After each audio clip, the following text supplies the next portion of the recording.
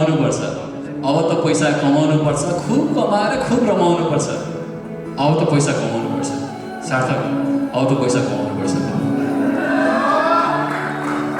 नेपालमा त उस्तै हो, दलाली गर्ने अनि ठग्नेकै छ दिन। मेहनत गरेर कमाउनु त विदेश नै धाउनु पर्छ।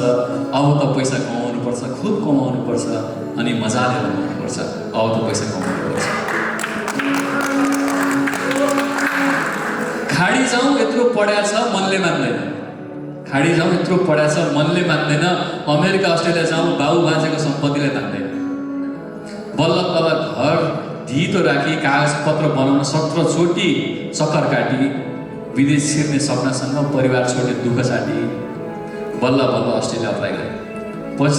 पैसा टन्न बुझाइसकेपछि थाहा हो कन्सल्टेन्सीको चक्करमा लागतभन्दा 4 लाख बढीमा भयो। सङ्घर्ष त सुरु भएकै थिएन, त्यति बेलै पहिलो युद्धमै हारे। फेरि भिजा कुर्नुको पनि उस्तै पिर।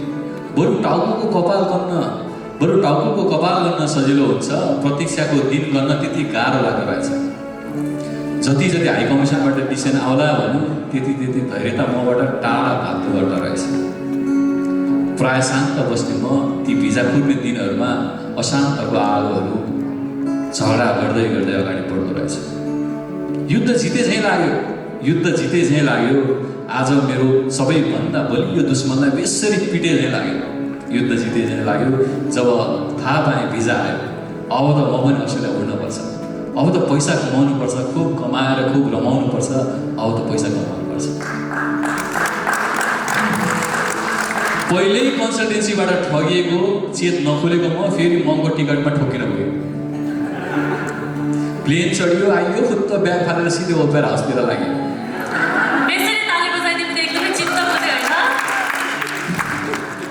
प्लेन चढ्यो आइयो खुत्त ब्याग फालेर सिधै ओपेरा हाउसतिर हानियो। 2-3 दिन त रमाएँ। तेस्रो दिनदेखि भने खुसीहरू रोकिन पुगे। नेपालमा टेकेर हेरे जस्तो नहुने रहेछ विदेशको ठाउँ। 2 दिन पाल्छन् चिनेकाले। तेस्रो दिनदेखि नहुन्छ नाफन्त यहाँ, न कोही चल्ला न मर्ला। घरमा सिनको पनि नभाँचेको मलाई काम चाहिएको थियो। भाँडा माझ्ने अलग साबुन पनि हुन्छ भन्ने थाहा नभएको मलाई भाँडै माझ्ने काम पाइएको थियो। आफूभन्दा ठुलो भाँडाभित्र छिरेर भाँडा टल्काउँदाको दृश्य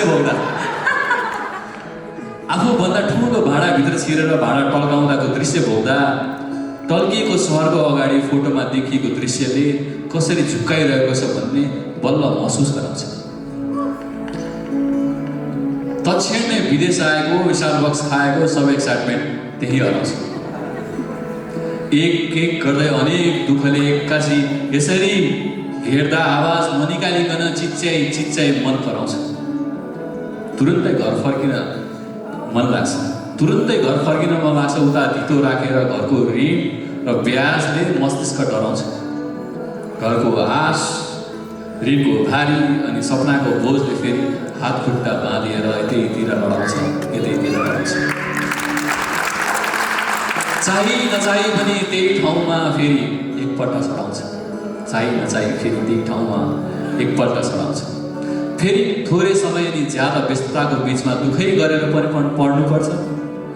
कलेज पुगेर मात्र भएन, राम्रो ग्रेड ल्याएर अर्को इयरमा पनि चढ्नुपर्छ। केही पार्ट टाइम केही क्यास गर्दै डबल सिफ्ट हानेको शरीरले कहिलेकाहीँ त 4 घन्टा मात्र काठमा लड्नुपर्छ।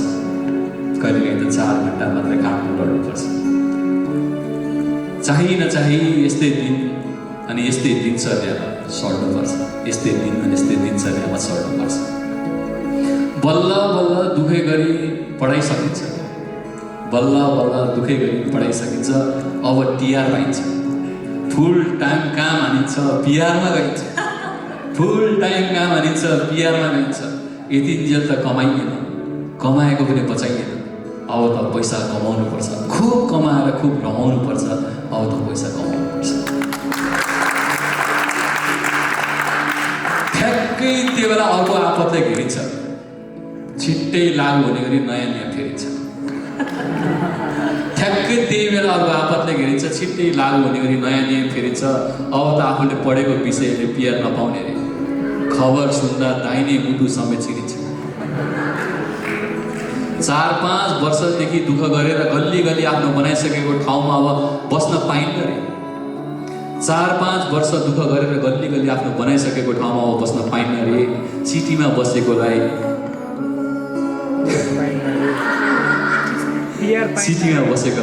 गभर्मेन्टले पिआर लिस्टमा चाहिन्छ।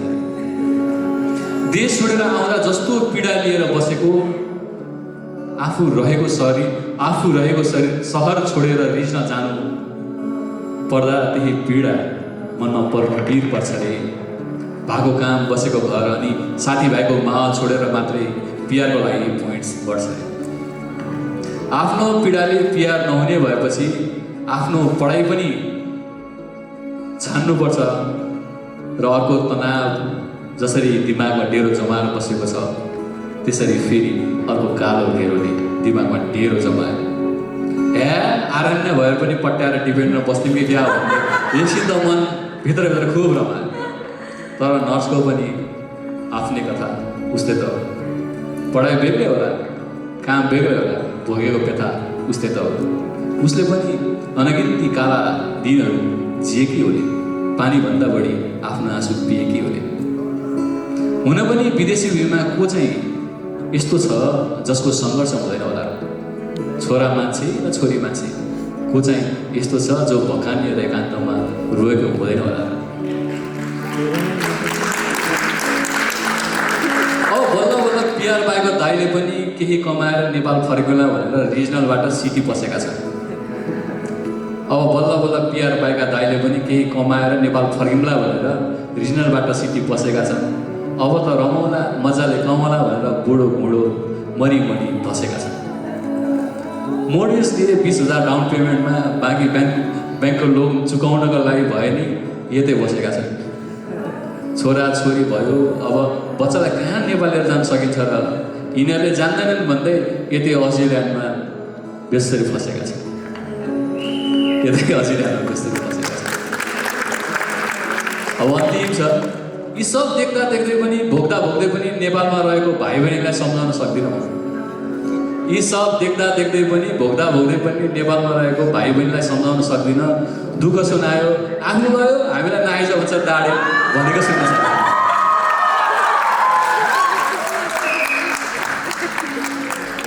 समय फेरिन्छ, पात्र अर्को हुन्छ तर कथा दोहोरिन्छ। अनि नयाँ आउने अर्को भाइ बहिनीले भन्न थाल्छ, अब त पैसा कमाउनु पर्छ, खुब कमाएर खुब रमाउनु पर्छ, अब त पैसा कमाउनु